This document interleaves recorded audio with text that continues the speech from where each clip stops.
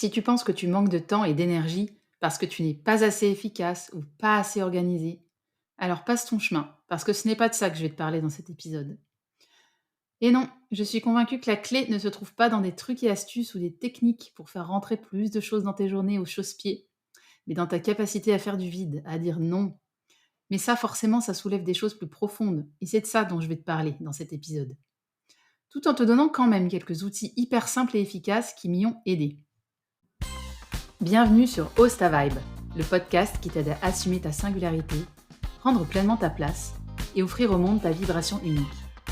Je suis Claire et ce que j'aime le plus, c'est voir le potentiel et la beauté chez les autres et les aider à les révéler. Chaque mardi, je te partage mon propre cheminement, mes prises de conscience et les outils qui me permettent de mieux me connaître, de m'accepter dans mes différentes facettes et de clarifier ce qui m'anime en profondeur. Si tout ça te parle, tu es ici chez toi.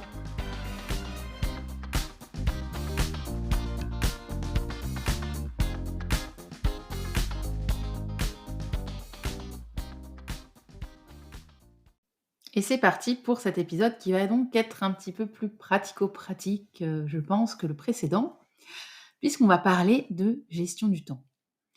Pourquoi c'est super important pour moi de te parler de gestion du temps? Parce que, clairement, moi je réalise que donc il y a 3 ans, quand j'ai fait ce choix, quand j'ai posé cette décision de faire de moi ma priorité et de respecter mes besoins, clairement, pour que ça se traduise de manière concrète dans ma vie, eh bien, ce qui a été déterminant, c'est de protéger mon temps et mon énergie et donc de faire du vide dans mon agenda. Et crois-moi, il ne peut y avoir de changement dans ta vie, quel qu'il soit, sans que tu fasses de vide à un moment donné ou à un autre. C'est comme ces jeux-là où on fait bouger des petits carrés en fait, dans un cadre. Tu ne peux pas faire bouger les pièces si il n'y a pas des espaces vides. Donc si tu veux avoir du changement dans ta vie, tu dois créer du vide, c'est une priorité. C'est bien pour ça que donc j'aborde ce sujet dans cet épisode et que pour moi c'est vraiment, ouais, c'est un sujet dont j'ai fait, aussi une de mes spécialités avec je dirais l'intégration des émotions inconfortables, n'est-ce pas? Et d'ailleurs, il y a quelques mois, j'ai fait un atelier du coup là-dessus, en entreprise et j'ai eu d'excellents retours par rapport à ce que j'avais expliqué et donc c'est de ça que je vais te parler, dans ce podcast. J'ai fait un petit peu un condensé de cet atelier pour te donner vraiment les clés que j'ai actionnées et qui ont vraiment fonctionné pour moi et je tiens à dire ici que, on va pas parler ici, comme je l'ai dit en intro, de trucs et astuces pour faire rentrer davantage de choses dans ton agenda, au chausse-pied. Et on ne va pas partir du postulat que tu n'es pas assez organisé ou pas assez efficace. Parce qu'en réalité, moi, je suis convaincue que la clé, ce n'est pas hein, de réagencer les choses pour que voilà, elles soient plus efficaces finalement, mais c'est d'enlever des choses, tout simplement. Donc, j'ai identifié, moi, 4 clés pour y arriver. Déjà, première étape, c'est d'identifier les voleurs de temps et d'énergie dans ton agenda, et on va voir comment on va le faire. La deuxième étape, c'est d'apprendre à dire non et déléguer vraiment. Et apprendre à dire non, c'est vraiment, vraiment, vraiment la clé en réalité. C'est pas comme je disais, hein, d'utiliser des outils, pour être plus efficace, ça pour moi, c'est pas ce qui joue le plus. La troisième étape, la troisième clé, c'est d'élaguer et de prioriser.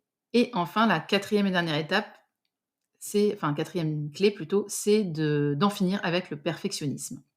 Donc la première clé, identifier les voleurs de temps et d'énergie. Alors, une manière très simple de faire ça, c'est tout simplement de prendre une journée type de ta semaine, donc une journée plutôt de travail, hein, et tu vas donc, écrire exactement tout ce que tu fais dans cette journée, heure par heure, minute par minute. Donc tu démarres vraiment par, bah, voilà, de telle heure à telle heure, je prends mon petit déj, ensuite je me lave les dents, ensuite je regarde mes mails, ensuite je prends ma voiture pour faire ça, ensuite, je discute avec tel collègue, enfin, essayer vraiment de refaire le déroulé d'une journée type pour toi. Et en face, tu vas venir mettre si ça te prend de l'énergie ou si ça t'en donne, chacune de ces activités. Et tu peux mettre, par exemple, si ça te donne de l'énergie, tu peux mettre entre 3 et 1 plus. Donc si ça te donne beaucoup d'énergie, tu mets 3 plus. Si ça te donne un peu d'énergie, tu mets un seul plus ou 2 plus. Et tu fais pareil pour les activités qui t'enlèvent de l'énergie. Les activités qui t'enlèvent vraiment, vraiment beaucoup d'énergie, tu mets 3 moins.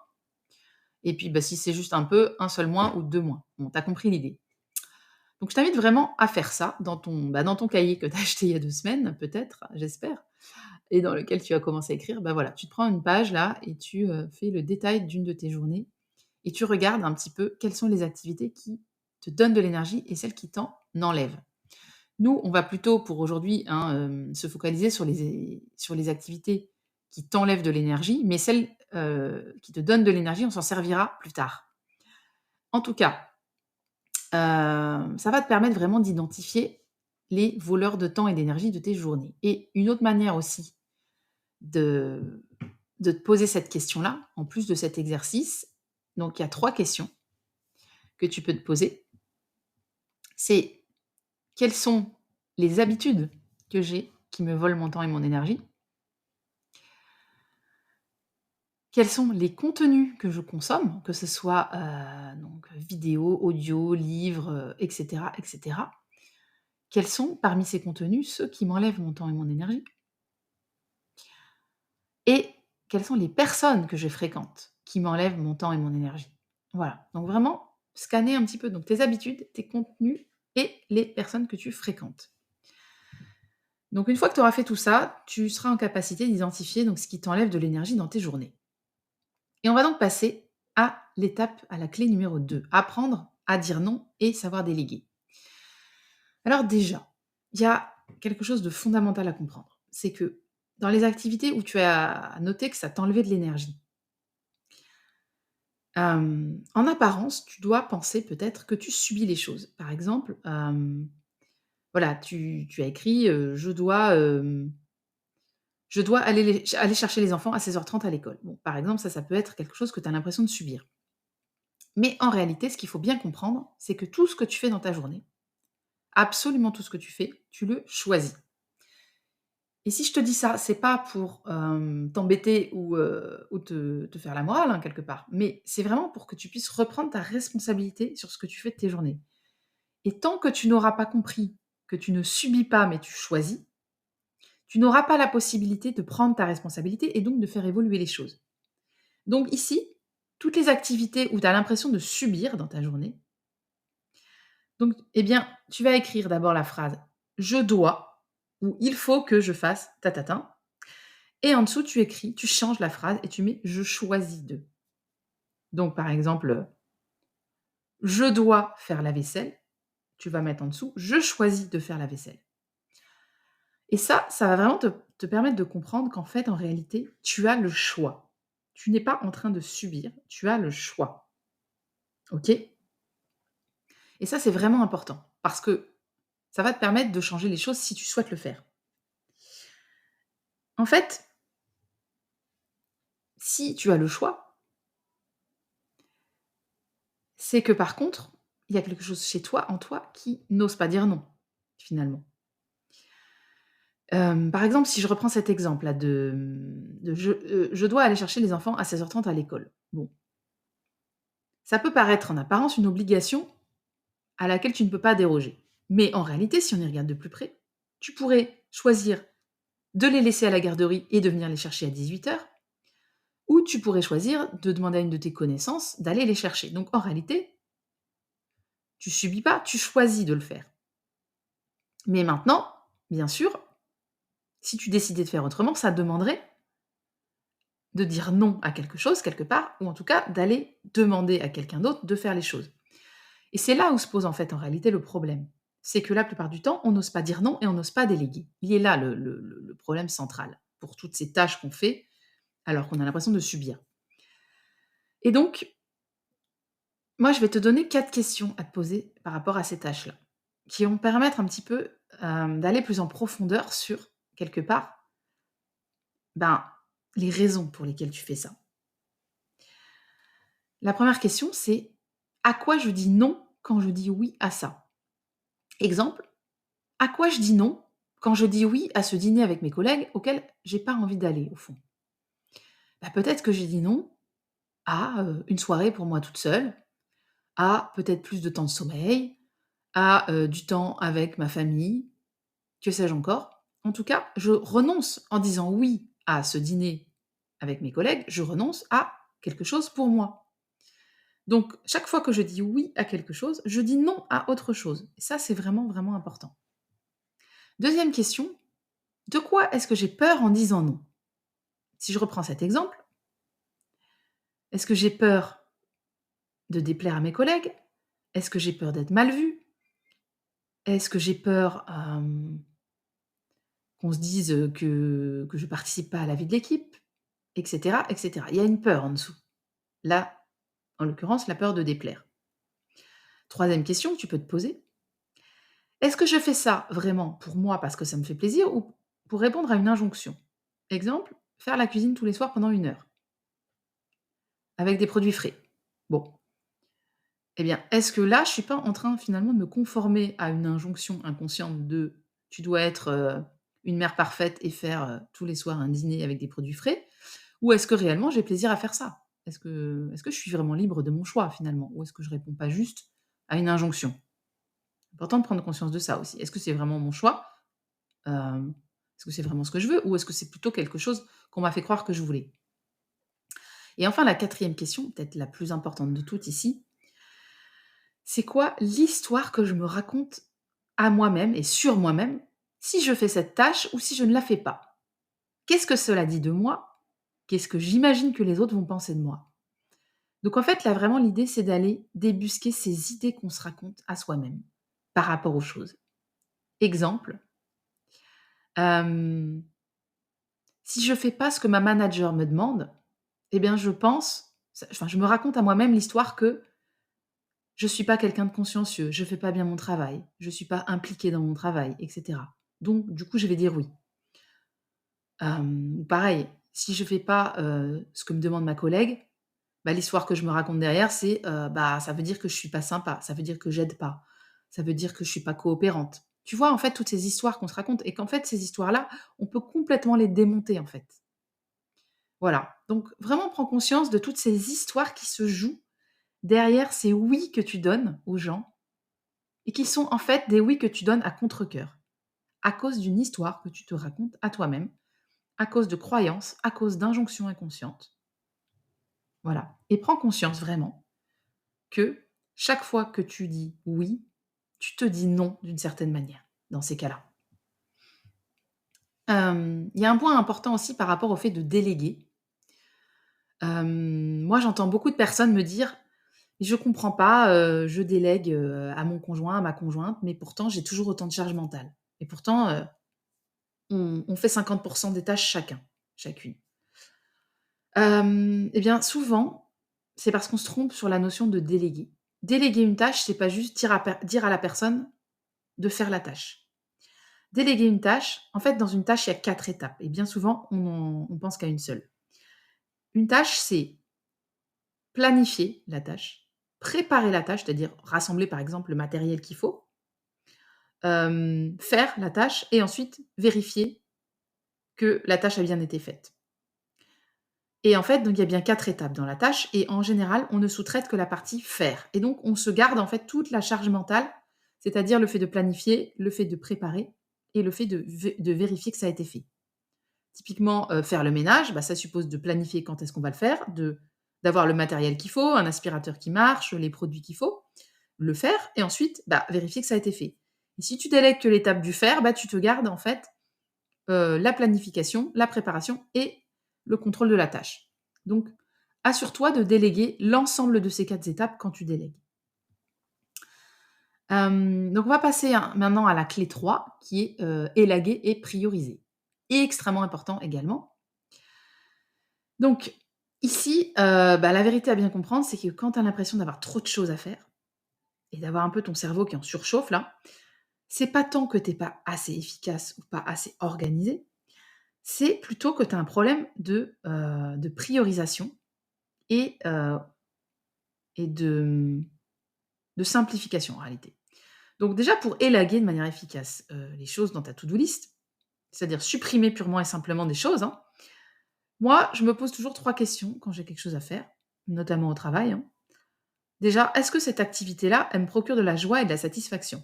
Deuxièmement, est-ce que ça me permet d'apprendre ou de monter en compétence de faire ça? Et troisièmement, est-ce que si je le fais pas, ça va impacter négativement quelqu'un? Et je m'étais rendu compte, moi, donc à l'époque, en 2022, quand j'ai commencé à faire ça, que très souvent, je répondais non à chacune de ces 3 questions. Et qu'en fait, du coup, je me mettais la pression toute seule sur des choses. Je faisais les choses pour la gloire en réalité, alors que personne ne me demandait rien. Hem et donc je faisais des choses, donc qui ne m'apportaient pas de joie, qui ne m'apprenaient rien et qui finalement, n'étaient pas réellement visibles ou impactantes pour les autres, uniquement parce que, bah, encore une fois, j'avais cette histoire que je me racontais à moi-même de je dois faire les choses, consciencieusement, et ça doit être parfait. Mais en réalité, je me mettais, bah, la pression toute seule, quoi. Et bien souvent quand même, on se rend compte qu'on fait les choses, on s'impose à nous-mêmes des choses et après on vient reprocher aux autres d'être fatigués et cetera. Mais au départ, personne ne nous a rien demandé. Je dis pas que c'est toujours le cas, mais attention, parce que bien souvent quand même c'est le cas. En fait, en tout cas, ça l'était pour moi. Hem, un autre outil absolument extraordinaire pour faire du vide, que j'ai beaucoup utilisé moi à partir de 2022 dans mon boulot, hein. À partir du moment où je m'étais dit: «De toute façon, moi mon boulot, je veux y passer le moins de temps possible, c'est juste mon gagne-pain». Eh bien, j'ai donc appliqué cette loi de Pareto. La loi de Pareto, c'est quoi? C'est une loi qui se retrouve dans plein de domaines différents, mais je dirais que dans le domaine du travail, qu'est-ce qu'elle nous dit cette loi de Pareto? Elle nous dit que 80 de l'impact des résultats qu'on a provient de 20 de nos actions. Ça veut dire que, en gros 80 finalement de ce qui va être vu de mon travail, de ce qui va impacter les autres au travail, c'est 20 de ce que je fais. Et donc moi, ayant compris ça, je me suis concentrée sur le fait de faire les 20 dans mon job qui donnaient 80 du résultat. Et du coup, en n'étant pas trop perfectionniste, hein, du coup, ça suffisait amplement. Et donc je me suis mise à faire au lieu de 100 de ce que je faisais avant, j'ai réduit à 20. J'ai réussi au fur et à mesure, bon ça s'est pas fait en un jour, mais à faire tenir petit à petit ce que je faisais avant en 5 journées, à le faire tenir en pratiquement une journée. Et ça m'a permis de libérer du temps pour tout le reste et ça on en parlera p dans un prochain épisode de podcast, hein, parce que c'est différent pour chacun. Mais moi, ça m'a permis de faire rentrer dans ma vie ce que je voulais vraiment, de faire ça. Donc je t'invite vraiment à regarder, de quelle manière, hein, tu peux, voilà, identifier ces 20 de ce que tu fais qui impactent finalement 80 de tes résultats visibles. Et enfin, un élément, enfin un outil qui est intéressant si tu es, souvent submergé, que tu as plein, plein de choses qui t'arrivent en même temps et que tu arrives pas à gérer les priorités. Tu sais ces moments où tu as ton cerveau qui est en surchauffe là et tu sais plus où donner de la tête? Moi, ça m'arrivait très, très souvent ça. Alors, ce qui me sauvait un petit peu parfois, c'était d'écrire sur un papier, un bout de papier, tout ce que j'avais à faire dans l'instant. Et un truc qui est pas mal à faire, c'est de tout ce qui prend moins de 2 minutes, tu le fais tout de suite. Comme ça t'enlève tu peux le rayer de ta to do list et ça t'enlève de la charge mentale. Et pour le reste, ben, il y a un outil qui est vraiment, vraiment top, qui est, la matrice d'Eisenhower, qui était un général de l'armée, qui a inventé cette matrice qui consiste à, distinguer quand on a plein, plein de tâches qui arrivent en même temps, à les classer en fait en 4 catégories. Donc tu peux faire une croix sur une feuille, une croix à angle droit avec donc 4 cases. La première case en haut, donc c'est ce qui est important et urgent. La case ensuite, en haut à droite, c'est ce qui est important mais pas urgent. La case en bas à gauche, c'est ce qui est pas important et urgent et ensuite la dernière case donc en bas à droite, pas important, pas urgent. Et donc à chaque fois que tu as des tâches qui te tombent dessus, tu les classes dans cette matrice.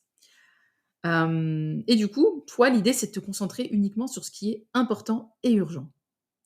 Ce qui est important mais pas urgent, il faut le planifier pour plus tard. C'est important de le planifier, mais ça n'a pas besoin d'être fait maintenant. Ce qui est pas important pour toi, mais urgent, il faut essayer autant que faire se peut de le déléguer. Et enfin, ce qui est pas important et pas urgent, eh bien, il faut tout simplement avoir le courage de le supprimer de sa to-do list. Et parfois, ça nécessite d'avoir des discussions avec les autres, effectivement, hein, des discussions peut-être un peu inconfortables, mais tu verras qu'en fait, on est parfois étonné parce que moi, ça m'est arrivé beaucoup de fois de dire à des personnes: «Bah, écoute ça, je vais pas le faire en fait». Et j'expliquais à la personne: «En fait, tu vois, ça n'a pas réellement d'impact et moi, ça va me prendre du temps. Or, j'ai autre chose à faire. Et en réalité, les personnes ne se vexent pas, elles comprennent. Et tu verras que plus tu fais ça, plus les personnes vont te respecter et et donc il faut vraiment oser le faire. Voilà. Et enfin, je terminerai avec la quatrième clé, en finir avec le perfectionnisme. Parce que tant qu'on est perfectionniste, ça c'est très compliqué, d'arriver à faire les choses dans un temps acceptable, en fait. Parce que le problème avec le perfectionnisme, c'est que par définition, hein, c'est jamais assez ce qu'on fait et c'est bien tout le problème. Donc moi, quelque chose que je me suis appliquée et notamment, tu vois, par exemple, avec ce podcast, hein, c'est si j'étais perfectionniste qu'à 80, qu'est-ce que je ferais de différent? Et bah, clairement, je sais aujourd'hui, par exemple, que les épisodes de podcast que je publie sont pas parfaits, mais ils remplissent leur fonction. Ils véhiculent le message que j'ai besoin de véhiculer aux personnes à qui j'ai besoin de le véhiculer, dans une expérience qui est agréable pour la personne, hein. Donc voilà, ça n'a pas besoin d'être parfait en réalité.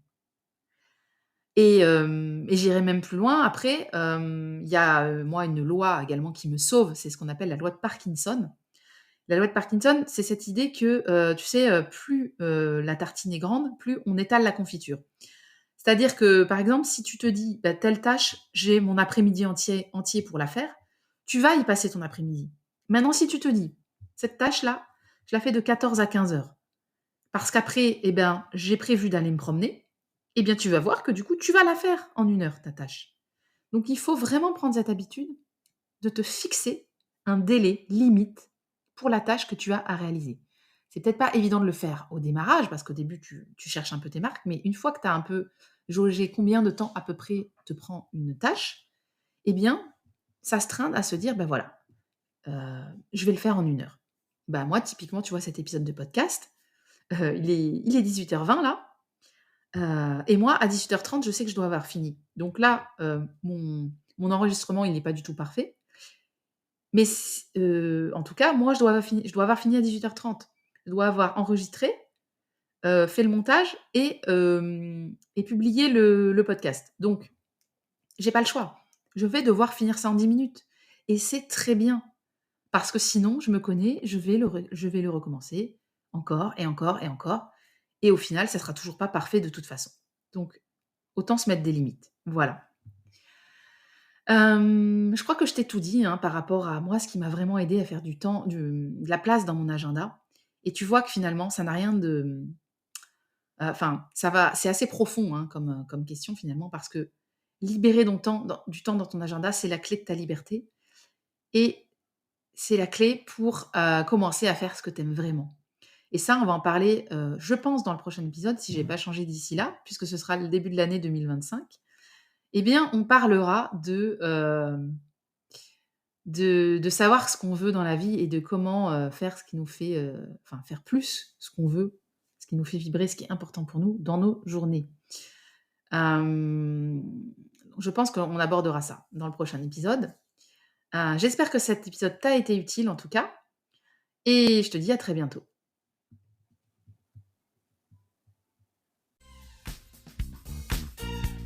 Si tu as écouté cet épisode jusqu'au bout, c'est que mes mots résonnent en toi et qu'on est sur la même longueur d'onde. J'en suis vraiment heureuse et je te remercie beaucoup pour ton écoute. Si tu souhaites soutenir le podcast, tu connais la chanson. N'hésite pas à me laisser un commentaire, à t'abonner pour ne rater aucun épisode et à partager ce contenu aux personnes de ton entourage qui en ont besoin.